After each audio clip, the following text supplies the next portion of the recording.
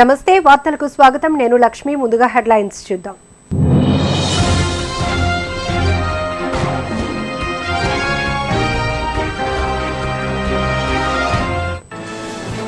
Dial your mayor కార్యక్రమానికి అనూహ్య స్పందన లభిస్తుందన్న నగర మేయర్ హరివెంకట కుమారి ప్రజలు డయల్ యువర్ మేయర్ కార్యక్రమాన్ని సద్వినియోగం చేసుకోవాలని పిలుపు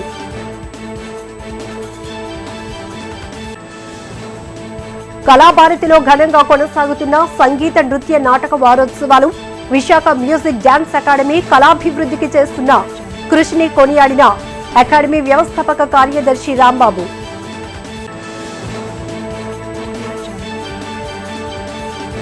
రాజ్యాంగబద్ధమైన పదవుల్లో ఉన్నవారు అన్ని మతాలను సమానంగా చూడాలన్న సింహాచలం దేవస్థానం చైర్మన్ అశోక్ గజపతిరాజు సిబ్బంది జీతాలు ఇవ్వడం అంటే జైలుకు పంపించే ప్రయత్నం చేస్తారా అంటూ ప్రశ్న ఈ నెల 20 నుంచి ప్రారంభం కానున్న Vizag journalist forum CMR intermediate sports meet trophy ఆవిష్కరించిన కార్యవర్గం అన్ని వర్గాల ప్రేక్షకులను అలరించే చిత్రమే గల్లీ రౌడీ అన్న చిత్ర నిర్మాత ఎంవివి సత్యనారాయణ ప్రేక్షకులు థియేటర్లో చూసి సినీ పరిశ్రమను ఆదుకోవాలని అభ్యర్థన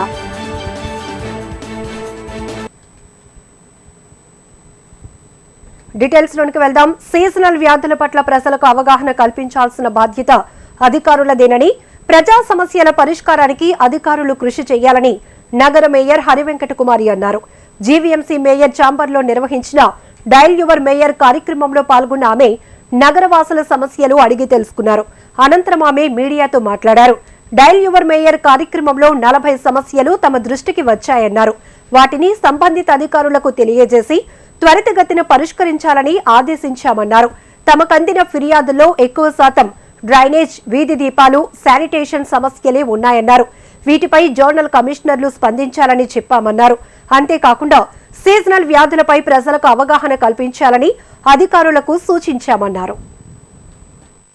అందులో ముఖ్యంగా ఎక్కువగా డ్రైన్స్, స్ట్రీట్ లైట్స్ గురించి, శానిటేషన్ గురించి ఎక్కువ కంప్లైంట్స్ వచ్చాయి. తప్పకుండా వాటినన్నిటిని పరిష్కరిస్తామని చెప్పడం జరిగింది. అధికారులకు కూడా గట్టిగా వార్నింగ్ కూడా ఇవ్వడం జరిగింది. ఈరోజు జోనల్ కమిషనర్స్కి, సిఎంహెచ్ఓ గారికి అందరికీ గట్టిగా చెప్పి శానిటేషన్ అన్నది మస్ట్ అండ్ షుడ్గా చేయాలని వాళ్ళకి అధికారులందరికీ కూడా గట్టిగా చెప్పడం జరిగింది. అంతేకాకుండా ప్రతి జోనల్ ఆఫీసుల ఆధ్వర్యంలో సీజనల్ డిసీజెస్ కానీ, డెంగ్యూ గురించి కానీ అవగాహన కార్యక్రమాలు కూడా ప్రజల్లోకి తీసుకెళ్లడం కూడా జరుగుతుంది. సింహాచలం శ్రీ వరాహలక్ష్మి నరసింహస్వామి వారిని ఆలయ చైర్మన్ పూసపాటి అశోక్ గజపతిరాజు దర్శించుకున్నారు. ఈ సందర్భంగా ఆలయ ఏవో సూర్యకళ, ఆలయ ప్రధాన అర్చకులు, ఇతర సిబ్బంది ఆలయ సాంప్రదాయాల ప్రకారం స్వాగతం పలికి అనంతరం స్వామివారి దర్శన భాగ్యం కల్పించారు. దర్శనం అనంతరం ఆయన మీడియాతో మాట్లాడారు.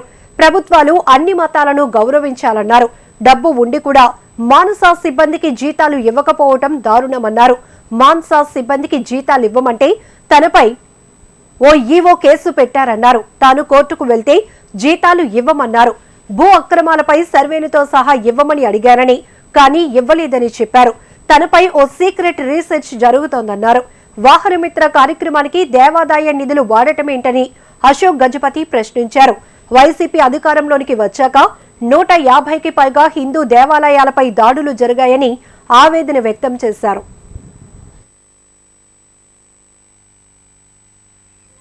ఏ మతమైనా మన రాజ్యాంగం క్లియర్గా చెప్తుంది. ఇప్పుడు 17% మీరు అందరి దగ్గర తీసుకుంటున్న డబ్బులు కదా. మీకు చెప్పాను కదా, 3 టెంపుల్స్ లో నన్ను తీసేశారు. రామ్ తీర్థ, పవిత్రల మీద ఒకటి ఈస్ట్ గోదావరి తీసేస్తారు. ఇప్పుడు రామ్ తీర్థనే తీసుకో, 125. వారు ఏంటంటే ఎండోమెంట్స్ నుంచి 47 లక్షలు వాహన మిత్ర కార్యక్రమం. వాహన మిత్ర మంచి కార్యక్రమం ముందు వచ్చింది, నేను కాదని అన్నా, ఇచ్చారన్నారు. నేను మీకు జియో చూపించాను. నేను తప్పు చెప్తున్నానని పెద్ద ఆయన ఓ స్టేట్మెంట్ ఇచ్చారు. నేను ఆ జియో అండ్ స్టేట్మెంట్ రెండు social Vizag journalist forum CMR intermediate sports meet ను ఈ నెల 20 నుంచి ఘనంగా నిర్వహించనున్నట్లు ఫోరం అధ్యక్ష కార్యదర్శులు గంట్ల శ్రీనిబాబు, సోడిశెట్టి దుర్గారావు తెలిపారు. ఈ సందర్భంగా విజేఎఫ్ ప్రెస్ క్లబ్ లో జర్నలిస్టుల క్రీడలకు సంబంధించిన ట్రోఫీలను పాలకవర్గం ఆవిష్కరించింది. అనంతరం అధ్యక్ష కార్యదర్శులు మాట్లాడుతూ స్పోర్ట్స్ జర్నలిస్టుల అసోసియేషన్ సహకారంతో ఈ టోర్నీ నిర్వహిస్తున్నామన్నారు. 20న పోర్టు స్టేడియం వేదికగా జర్నలిస్టుల క్రీడలు ప్రారంభమవుతాయని, పలు వేదికలపై ఇండోర్, అవుట్డోర్ పోటీలు నిర్వహించనున్నట్లు చెప్పారు. 28న ముగింపు పోటీలు నిర్వహిస్తామన్నారు. వైజాగ్ జర్నలిస్ట్ ఫోరం ఆదర్శనీయం. మరి అన్ని పండుగలు నిర్వహించుకోవడంతో పాటు విద్యా వైద్యానికి అత్యధిక ప్రాధాన్యత ఇస్తుంది. నిరంతరం కూడా వైద్య సదుపాయాల కోసమే అత్యంత ప్రాధాన్యత ఇచ్చి సుమారు 18 లక్షల రూపాయల వరకు కూడా వైద్య బిల్లుల కోసం కేటాయించిన ఘనత కూడా మా పాలక వర్గానికి దక్కుతుంది. మరి అందరం కూడా కష్టపడి 2 ఏళ్ళు బట్టి కోవిడ్ నేపథ్యంలోనే చాలామంది జర్నలిస్టులు అనేక ఇబ్బందులు పడ్డారు. వారికి మా వంతు సహాయం, మా పరిధి మేరకు సాయం చేయగలిగాం. వైజాగ్ జర్నలిస్ట్ ఫోరంకి ఉన్న వనరుల మేరకు సాయం చేసాం. మరి అదేవిధంగా అనేక మెడికల్ క్యాంపులు పెట్టాం. మరి అవసరమైన సామగ్రి పంపిణీ చేసాం. భవిష్యత్తులో కూడా మీ అందరూ సహాయ సహకారాలతో ఇలాగే ముందుకు సాగాలని, మరి జర్నలిస్టులు కూడా ఆకువీడికి ఉండాలి, మానసిక ప్రశాంతత ఉండాలి. 2 ఏళ్ళు బట్టి అదొక శూన్యతతో కూడుకుంది. జర్నలిస్టులు నిరంతరం కూడా కవరేజ్ చేయడం, ఇంటికి రావడం, తిరిగి మళ్ళీ డ్యూటీకి వెళ్ళిపోవడం తప్ప వారిలో ఎక్కడా కూడా అసలు ఒక విశ్రాంతి కానీ ఒక క్రీడలుగా ప్రతిభాభావాలు ప్రదర్శించే అవకాశం కూడా రాలేదు. వాటిని దృష్టి పెట్టుకొని మా చైర్మన్ గారు గత కొద్ది రోజులుగా క్రీడా పోటీలు పెట్టాలనగానే దాన్ని సంకల్పించి స్పాన్సర్లు, దాతలు ఎవరు కూడా మీకు తెలుసు, గతంలో మాదిరిగా ఎవరు సహకారం లేదు, మేము ఎవరిని కూడా అడగడం లేదు ఆ విషయంలోనే. కాబట్టి ఈ నెల 20 నుంచి 28 వరకు క్రీడా పోటీలు ఉంటాయి. ఆ వివరాలు చైర్మన్ గారు తెలియజేస్తారు. మనం ఇలా ఇంటర్మీడియట్ స్పోర్ట్స్ మీట్ అనగానే రాష్ట్రంలో చాలా ప్రెస్ క్లబ్లు మన వైపు చూస్తాయి. అంటే వాళ్ళకి విద్య లాంటి సపోర్ట్ లేకపోవడం వల్ల వాళ్ళు కొంచెం వెనకడుగు వేస్తుంటారు. మనకు అదృష్టం కొద్ది విద్య ఉంది కాబట్టి, వాళ్ళ సహకారం ఉంది కాబట్టి మనం చేయగలుగుతున్నాం. 20వ తేదీ నుంచి 28వ తేదీ వరకు ఈ క్రీడా పోటీలు సాగించాలని మా కమిటీ నిర్ణయించింది. చైర్మన్ గారు ఉన్న గౌరవ చైర్మన్ శ్రీనిబాబు గారు, మొత్తం లీడ్ చేసి నాగరాజ్ పట్నాయక్ గారు, దాడవ కుమార్ గారు, నాని గారు, మా ఎగ్జిక్యూటివ్ కమిటీ అంత మూకుమ్మడి ఉండబట్టే స్పోర్ట్స్ మీట్ సక్సెస్ అవుతుంది విత్ సపోర్ట్ ఆఫ్ విద్య. 20 నుంచి 28 వరకు ఈ స్పోర్ట్స్ మీట్ అనుకున్నాం. 18వ తేదీలోగా మొత్తం ఎవరైతే ఇందులోని క్రికెట్ పార్టిసిపేట్ చేస్తారో క్రికెట్, షటిల్ అండ్ క్యారమ్స్ అందరికీ ఈ స్పాన్సర్లు వస్తూ ఉంటారు, ఒకసారి వస్తూ ఉంటారు. మొబిలైజ్ చేయడం అనేది ఫైనాన్షియల్గా మొబిలైజ్ చేయడం చాలా కష్టమైంది. అయినా ఈ కష్ట నష్టాలను ఓడ్చుకుంటూ ఆర్థికపరమైన ఇబ్బంది ఎదుర్కొంటూ కూడా ఎక్కడ ఆగకుండా ఈ టోర్నమెంట్ని నిర్వహిస్తున్నారు. వారికి ప్రతి ఒక్కరూ కుటుంబ సమేతంగా చూడదగ్గ హాస్యభరిత చిత్రమే గల్లీ రౌడీ అని చిత్ర దర్శక నిర్మాతలు కోన వెంకట్, ఎంఈవి సత్యనారాయణ, హీరో సందీప్ కిషన్ తెలిపారు. చిత్రం ట్రైలర్ రిలీజ్ అనంతరం విశాఖలో పర్యటించేందుకు వచ్చిన చిత్ర బృందం చిత్ర నిర్మాత ఎంఈవి కార్యాలయంలో ఏర్పాటు చేసిన మీడియా సమావేశంలో పాల్గొని మాట్లాడారు. చిత్ర పరిశ్రమకు విశాఖ ఒక సెంటిమెంట్ అన్నారు. గల్లీ రౌడీ అన్ని వర్గాల ప్రేక్షకులను అలరిస్తోందని చెప్పారు. చిత్రం సక్సెస్ కి ట్రైలర్ ఒక నిదర్శనమన్నారు. ట్రైలర్ విడుదలైన ఒక్క రోజులో 30 లక్షల మంది చూశారని ఆనందం వ్యక్తం చేశారు. కరోనా పాండమిక్ తర్వాత ప్రేక్షకులు హాయిగా నవ్వుకుంటూ చూసే విధంగా చిత్రం ఉంటుందని తెలిపారు. బ్లాక్ బస్టర్స్ ఉన్నాయి, కొన్ని యావరేజ్ సినిమాలు ఉన్నాయి. ఏది కూడా ఫెయిల్యూర్ మూవీ ఏది ఇంతవరకు లేదు మా దగ్గర. అదేవిధంగా ఈరోజు మొత్తం విశాఖపట్నం ఎగ్జిక్యూటివ్ క్యాపిటల్గా రాబోతున్న నేపథ్యంలో ఆంధ్రప్రదేశ్లో అన్ని రకాల అనుకూలమైన ప్రదేశాలు విశాఖపట్నంలో ఉన్నాయనే ఉద్దేశంతో ఇక్కడ ఒక సినిమా పూర్తి స్థాయిలో ఇక్కడ సినిమా నిర్మించాలి. నేను ఇక్కడ ఎంపీగా ఉన్నాను, మనం విశాఖపట్నానికి మనం ఆ రకంగా కూడా ముందుకు తీసుకెళ్లాలనే ఉద్దేశంతో మిత్రుడు కోన వెంకట గారితో మాట్లాడటం, కోన వెంకట గారు కథ కోసం మేము కొన్ని కథలు మనం వినటం, ఆ కథల్లో కొన్ని మనకి అనుకూలంగా లేకుండా ఉండటం వలన ఒకరోజు మళ్ళీ కోన వెంకట గారు ఫోన్ చేసి ఇలాగ ఒక మంచి కథ ఉంది మీరు వినండి అని ఒక అతన్ని రైటర్ని ఇక్కడ పంపించడం. బాలు, అతని పేరు భాను. ఆ అబ్బాయి వైజాగ్ అబ్బాయి, రైటర్ కూడా, ఇక్కడ పుట్టి ఇక్కడ పెరిగిన అబ్బాయి. ఆ అబ్బాయి హైదరాబాద్లో ఫిల్మ్ ఇండస్ట్రీలో సెటిల్ అయ్యాడు. ఆ అబ్బాయి రాసుకున్న కథను ఇక్కడ పంపించడం, సందీప్ కృష్ణ గారిని కోన గారి దగ్గర పంపిస్తే కోన గారు నా దగ్గర పంపించారు. విన్న అతను చెప్పిన 2 గంటలు, నేను మామూలుగా మన టైం తక్కువ కాబట్టి బాబు నువ్వు 1 అవర్లో కంప్లీట్ చేయమని చెప్పాను. కానీ అతను 2 గంటలు కథ చెప్తే 2 గంటల టైం నాకు తెలియలేదు అసలు. 2 గంటలు అయిపోయిన తర్వాత వెంటనే సరే ఓకే ఇది సినిమా చేస్తున్నామని చెప్పేసి వెంటనే ఓకే చేసి కోన గారికి చెప్పి మొదలు పెట్టడం జరిగింది. మొదలుపెట్టిన తర్వాత సింగిల్ షెడ్యూల్ ఆల్మోస్ట్ డిసెంబర్ 28వ తారీఖు డిసెంబర్ 3rd వీక్ 14 మొదలుపెట్టాం. ఫిబ్రవరి 14 కల్లా షూటింగ్ కంప్లీట్ చేసాం. అంటే 2 మంత్స్లో 52 రోజులు షూటింగ్ చేసాం. మధ్యలో 1 week gap, non stop schedule almost. ఆయన మొత్తం సినిమా ఇక్కడే తీయాలి అని ఆయన పట్టుబట్టారు. ప్లస్ మా కథకు కూడా మేము వచ్చి ఇక్కడికి లొకేషన్ చూసుకున్నప్పుడు 100%, ఎందుకంటే మా అంచనా ప్రకారం ఈ సినిమా తర్వాత ఎన్నో ఫిలిమ్స్ పూర్తి స్టార్ట్ టు ఎండ్, అంటే కొబ్బరికాయ నుంచి గుమ్మడికాయ వరకు వైజాగ్ చుట్టుపక్కల ప్రాంతాలు ఇక్కడ షూటింగ్లు చాలా సినిమాలు జరుపుకుంటాయి అన్న నమ్మకం నాకు ఉంది మా సినిమా చూసిన తర్వాత. ఎందుకంటే నా గుర్తుండి నేను జంజాల్ గారు ఇక్కడ చాలా సినిమాలు చేశారు, అలాగే చాలామంది డైరెక్టర్స్ కొంత పోర్షన్లు. అలాగే నేను నా కెరియర్లో నాకు అచ్చొచ్చిన ప్లేస్ ఏదైనా ఉంటే అది వైజాగ్ వెంకీ సినిమా తోటి నా కెరియర్ గ్రాఫ్ అని 2003 నా ప్రతి సినిమాలో నా కథలో కంపల్సరీగా ఉంటుంది వైజాగ్. ఒక వెంకీ తీసుకోండి, ఒక బలుపు తీసుకోండి, చాలా సినిమాలు. అమ్మా నాన్న తమిళమ్మాయి, నిన్ను కోరి, అమ్మా నాన్న తమిళమ్మాయి కథలు వచ్చినందుకు. ఈ సినిమా కథ కొన్ని సినిమాలకు అన్నీ కుదురుతాయండి, ఈ సినిమాకన్నీ అలాగే కుదిరి ఆల్మోస్ట్ ఫస్ట్ లాక్డౌన్ టైంలో మనం ఎవరు అసలు ఇలాంటి ఒకటి జరుగుద్ది ప్రపంచంలో, అలాంటి ఒకటి జరగగలదు అనే కాన్సెప్ట్ మర్చిపోయినప్పుడు అలాంటితోటి మాకు వచ్చింది. ఆ లాక్డౌన్ టైం ముందు నుంచి నేను ఆల్మోస్ట్ సంవత్సరం నుంచి only A1 express hockey training అది ఇది షూట్ చేస్తున్నా. అది అయిపోగానే అందరూ షూటింగ్ మొదలుపెట్టగానే మొదటి మాకు ఏమనిపించిందంటే పని చేయడం చాలా ముఖ్యం అనిపించింది. ఎందుకంటే రేపు పని మళ్ళీ ఉంటుందా లేదా, రేపు మళ్ళీ ఏ కోవిడ్ వస్తే షూటింగ్ ఓకే అంటారా లేదా, పనికి ఉండే విలువ మాకు అన్నిటికన్నా ఎక్కువ తెలిసింది. అందులో ఒక సినిమా షూటింగ్కి వెళ్ళింది అంటే ప్రతిరోజు 150 మందికి ఇంటికి భోజనాలు వెళ్తాయి. సో మేము ఫస్ట్ డిసైడ్ అయింది ఏంటంటే లేదు, అర్జెంట్గా సినిమా షూటింగ్ చేయాలి, మనం పని చేయడం వచ్చు, పని చేద్దాం. అప్పుడు ఆ టైంలో ఏమనిపించిందంటే మేము ఈ లాక్డౌన్ టైంలో ఫ్యామిలీతో వచ్చి అందరూ సినిమాలు చూస్తున్నాం. ఇప్పుడు నేను, మా చెల్లి, మా కజిన్స్ అందరూ కూడా ఎక్కువ థ్రిల్లర్లు, ఇంటర్నేషనల్ కాన్సెప్ట్లు, OTT కాంటెంట్లు తెగ చూసాం. కానీ అదే ఫ్యామిలీతో పాటు ఇలాంటి ఏం పెట్టినా లేచి వెళ్ళిపోతున్నారు 10 నిమిషాలకి. అదేంటంటే ఇంతపైన మేము చూడలేము కదా అని వెళ్ళిపోతున్నారు. మాకు అర్థం కాల ఏంటి అని. ఆ టైంలో నాకేమనిపించిందంటే అందరూ కడుపుబ్బా నవ్వుకుని సంతోషంగా నవ్వుకునే సినిమా చాలా important. Visakha music and dance academy సంగీత నృత్య నాటక వారోత్సవాలు కళాభారతిలో అత్యంత ఘనంగా జరుగుతున్నాయి. ఈ సందర్భంగా కళాభారతిలో జరుగుతున్న వారోత్సవాల్లో 2వ రోజు భారతదేశంలోనే ప్రథమ స్థానంలో తనదైన స్థాయిలో సంగీత కచేరీలు అందిస్తున్న సంగీత సుధానిధి మండా సుధారాణి ఆలపించిన కచేరీ సంగీత ప్రియులను ఎంతగానో అలరించింది.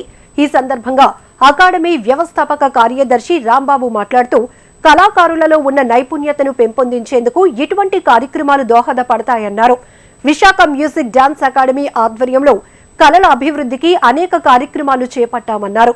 కోవిడ్ సీజన్ నుంచి కోలుకుని ఇప్పుడిప్పుడే ప్రజలు బయటకు వస్తున్న నేపథ్యంలో మానసిక రుగ్మతలు దూరం చేసేందుకు ఈ సంగీత కార్యక్రమాలు ఎంతగానో దోహదపడతాయన్నారు. ఈ నెల 17 వరకు జరిగే ఈ వారోత్సవాలను కోవిడ్ నిబంధనలు పాటిస్తూ నగరవాసులు ప్రత్యేకంగా చూడవచ్చని తెలిపారు.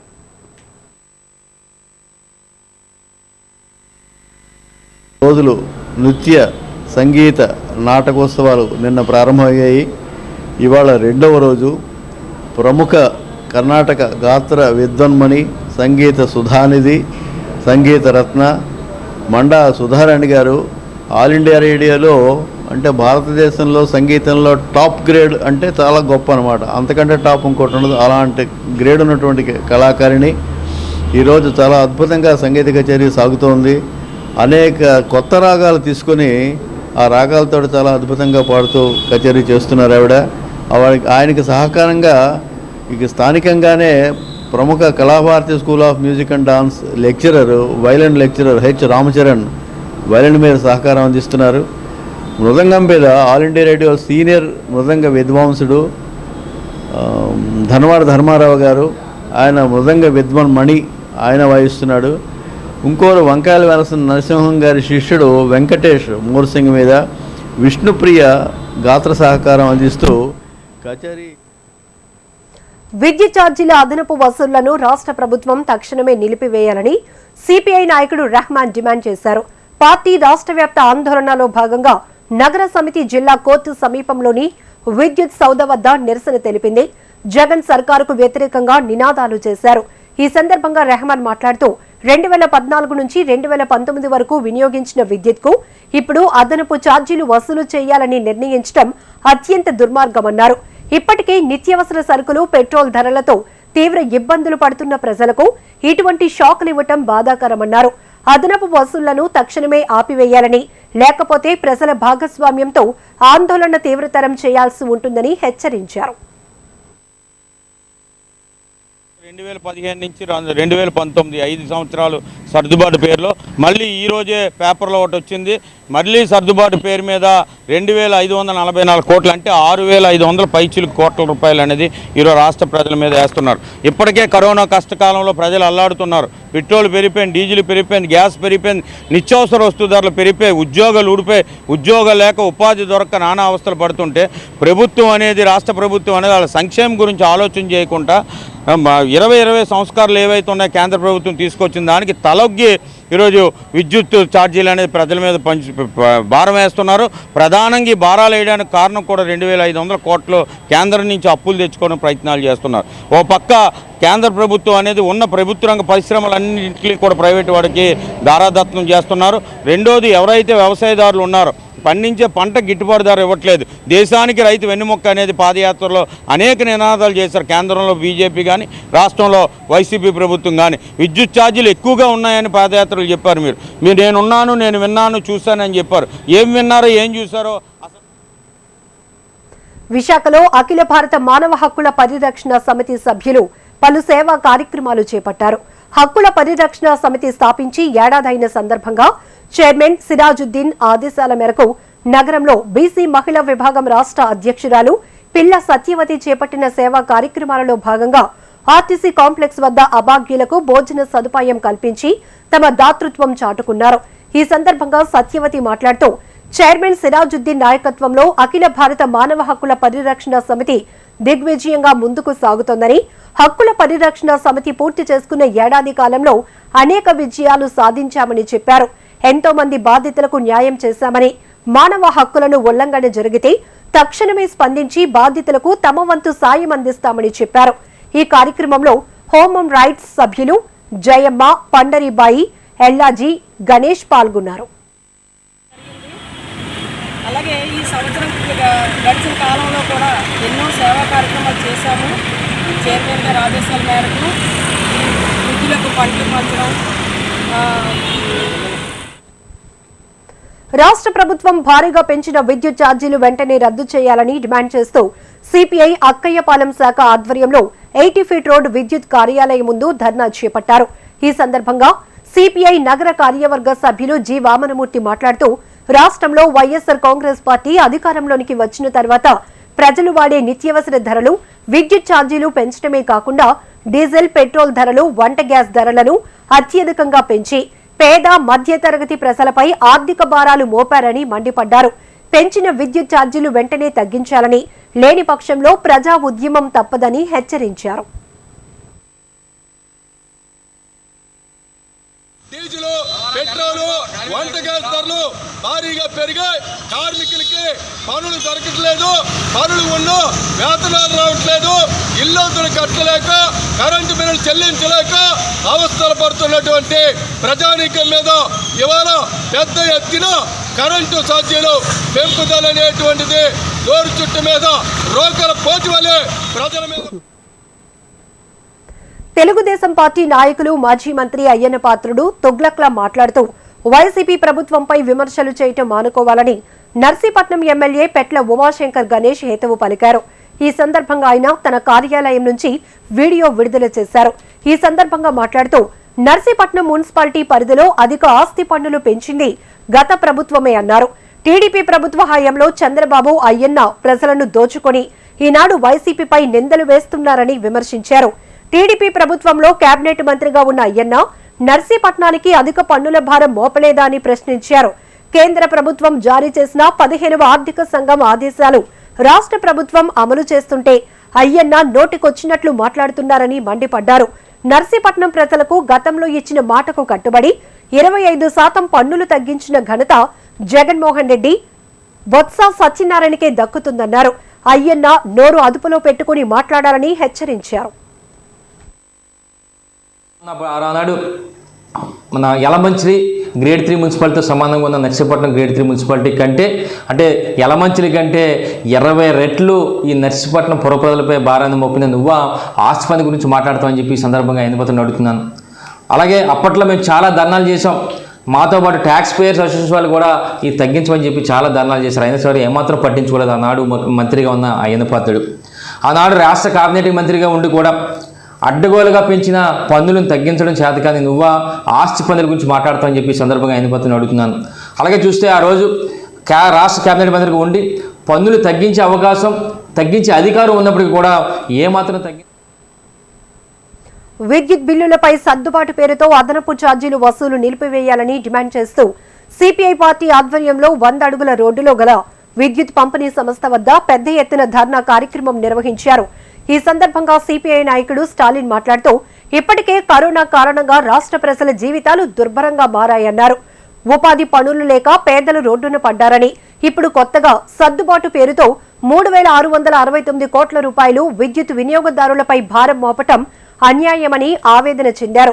గతంలో కూడా అధిక విద్యుత్ వినియోగం పేరుతో 9,000 కోట్లు వసూలు చేశారని, ఇప్పటికే నిత్యావసర వస్తువుల ధరలు పెరిగి ప్రజలు అల్లాడిపోతున్నారని, రాజన్న రాజ్యం పేరుతో జగన్ ప్రభుత్వం విద్యుత్ వినియోగదారులకు అన్యాయం చేస్తుందన్నారు. ఈ కార్యక్రమంలో సిపిఐ పార్టీ నాయకులు కసిరెడ్డి సత్యనారాయణ, ఎల్లేటి శ్రీనివాసరావు, పల్లెటి పోలయ్య, ఎంఎస్ అప్పారావు, పి దుర్గారావు, వెంకటేశ్వరరావు, రాంబాబు తదితరులు పాల్గొన్నారు. విద్యుత్ ఛార్జీలను వేసి వసూలు చేయడానికి జగన్మోహన్ రెడ్డి ప్రభుత్వం నిర్ణయం తీసుకుంది. దాంట్లో భాగంగానే క్యూఆర్ను పెట్టి ఈ నెల నుంచే కూడా కాల్చిన ప్రతి యూనిట్ మీద కూడా అదనంగా ₹26 మళ్ళీ వసూలు చేస్తూ అందరికీ బిల్లులు పంపించడం జరిగింది. కనుక ఇది చాలా దుర్మార్గమైనటువంటి చర్యని సిపిఐ పార్టీగా మేము తెలియజేస్తున్నాం. కనుక 2014 నుంచి 2019 వరకు ఆ రోజుని అదనపు ఛార్జీలు వసూలు చేయడానికి ఈఆర్సీ పర్మిషన్ ఇవ్వలేదు. కానీ ఇప్పుడు ఇవ్వటం అనేటువంటి చాలా అన్యాయం అది. కనుక ఏదైనా అదనపు భారం ఉన్నట్లయితే నాడు చంద్రబాబు నాయుడు గారు ప్రభుత్వమే భరిస్తా తప్ప ప్రజల మీద మీ అదనపు ఖర్చులు వేయొద్దని చెప్పారు. కానీ 2019 అధికారంకి వచ్చిన జగన్మోహన్ రెడ్డి ఈ రోజున ఏంటంటే ఎలక్ట్రిసిటీ డిస్ట్రిబ్యూషన్ అథారిటీస్ అందరికీ కూడా పర్మిషన్ ఇచ్చి ఏంటంటే ప్రజల మీద మీరు ఈ భారాన్ని వేయండి అని చెప్పి ఆయన చెప్పడం, దానికి ఈఆర్సీ కూడా ఆమోదించడం అనేటువంటిది చాలా అన్యాయం అని చెప్పి మేము తెలియజేస్తున్నాం. కనుక ప్రతి నెల కూడా ఏంటంటే ఈ అదనపు భారం అనేటువంటిది బిల్లులో పెరిగిపోయింది. కనుక ఇది ఉన్నటువంటి వాడికి ఈ రోజున ₹2,000, 2,000 ఉన్న వాడికి ₹4,000 కూడా బిల్లులు రావడం జరుగుతుంది. కనుక ఈ అదనపు భారాన్ని ప్రజల మీద ఈ డ్రా పేరుతో వేయొద్దని చెప్పి ఈరోజు రాష్ట్ర వ్యాప్తంగా సిపిఐ పార్టీ అన్ని ఎలక్ట్రికల్ సబ్స్టేషన్ల వద్ద కూడా ధర్నా చేసి ప్రభుత్వం నిరసన తెలియజేయమని చెప్పి పిలిపివ్వడం జరిగింది. దాంట్లో భాగంగానే ఈరోజు 100 అడుగుల రోడ్డు గాజువాకలో ఉన్నటువంటి ఎలక్ట్రికల్ సబ్స్టేషన్ వద్ద ఈ ధర్నాని కమ్యూనిస్ట్ పార్టీ ఆధ్వర్యంలో చేయడం. సింహాచలం శ్రీ వరాహలక్ష్మి నరసింహస్వామి వారిని గల్లీ రౌడీ చిత్ర యూనిట్ సభ్యులు దర్శించుకున్నారు. ఎంపీ ఎంవివి సత్యనారాయణ నిర్మాతగా కోన వెంకట్ దర్శకత్వంలో రూపొందుతున్న ఈ చిత్రానికి సందీప్ కిషన్ హీరోగా నటిస్తున్నారు. ఈ చిత్రానికి సంబంధించిన ట్రైలర్ ను మెగాస్టార్ చిరంజీవి విడుదల చేసిన అనంతరం నగరానికి వచ్చిన సందర్భంగా చిత్ర యూనిట్ ముందుగా సింహాద్రి నాథుని దర్శించుకున్నారు.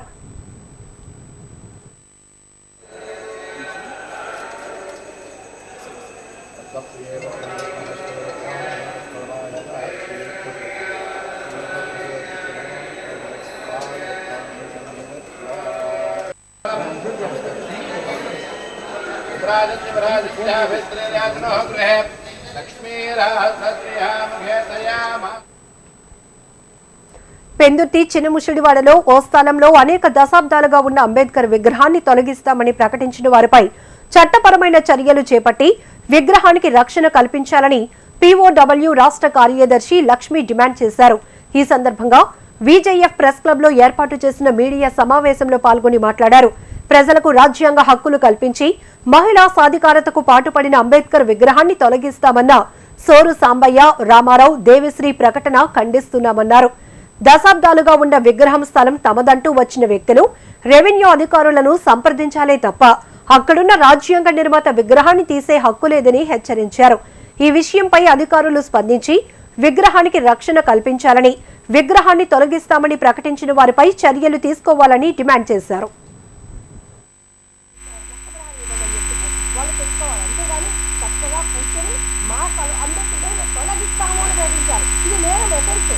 అంబేద్కర్ విగ్రహాన్ని తొలగిస్తామని ప్రకటించడం అనేది చాలా అన్యాయమైనది. అంతేకాకుండా ఈ రోజు POW కొన్ని సంఘాల వాళ్ళు వచ్చి అక్కడ విగ్రహం పెట్టాలని చెప్పి మాట్లాడుతున్నారు. మేము దీన్ని తీవ్రంగా ప్రజా సమస్యల పరిష్కారానికి ప్రతి సోమవారం జీవీఎంసీ కార్యాలయంలో నిర్వహించే స్పందన డయల్ యువర్ మేయర్ కార్యక్రమానికి అనూహ్య స్పందన లభిస్తోంది. 98 వార్డులకు సంబంధించి అపరిష్కృత సమస్యలపై అర్జీదారులు స్పందనలో ఫిర్యాదులు చేశారు. ఈ సందర్భంగా జీవీఎంసీ కమిషనర్ సృజన ఫిర్యాదుదారుల నుంచి అర్జీలు స్వీకరించారు. వారు ఏ సమస్యపై వచ్చారో అడిగి తెలుసుకుని సంబంధిత అధికారులకు సమస్య పరిష్కారానికి చర్యలు చేపట్టాలని ఆదేశాలు జారీ చేశారు.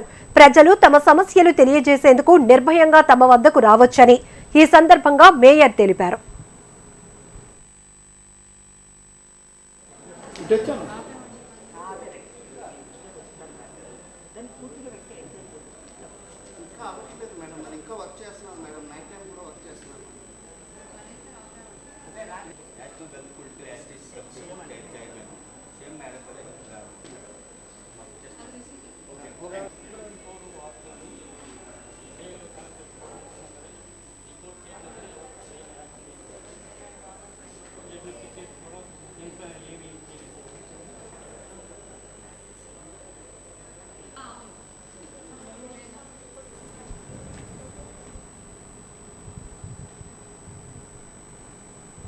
బంగాళాఖాతంలో ఏర్పడిన వాయుగుండం తీవ్ర వాయుగుండంగా మారి ఒడిశాలోని చాంద్బలికి దక్షిణంగా తీరం దాటిందని, ఇది పశ్చిమ వాయవ్యంగా పయనిస్తూ రానున్న 48 గంటల్లో బలహీనపడుతుందని వాతావరణ కేంద్రం తెలిపింది.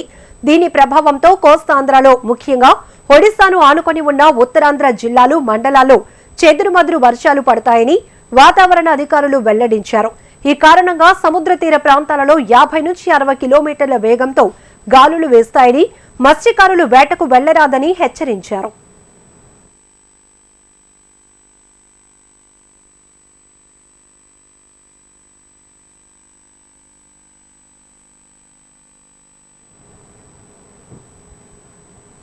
ఇప్పుడు హెడ్లైన్స్ చూద్దాం.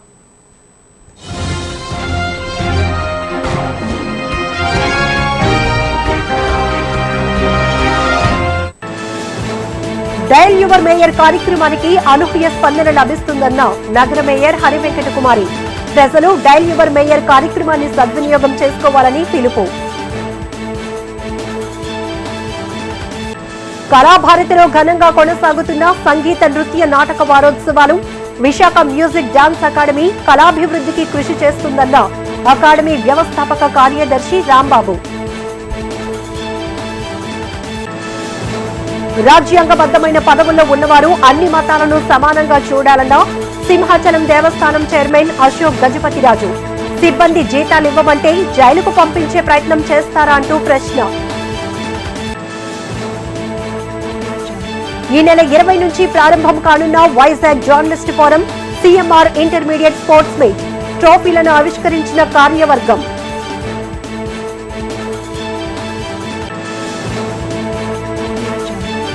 అన్ని వర్గాల ప్రేక్షకులను అలరించే చిత్రమే గల్లీ రౌడీ అన్న చిత్ర నిర్మాత ఎంపీ ఎంవివి సత్యనారాయణ.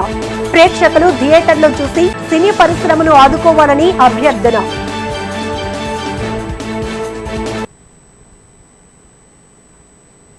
వార్తలు ఇంతటితో సమాప్తం. నమస్కారం.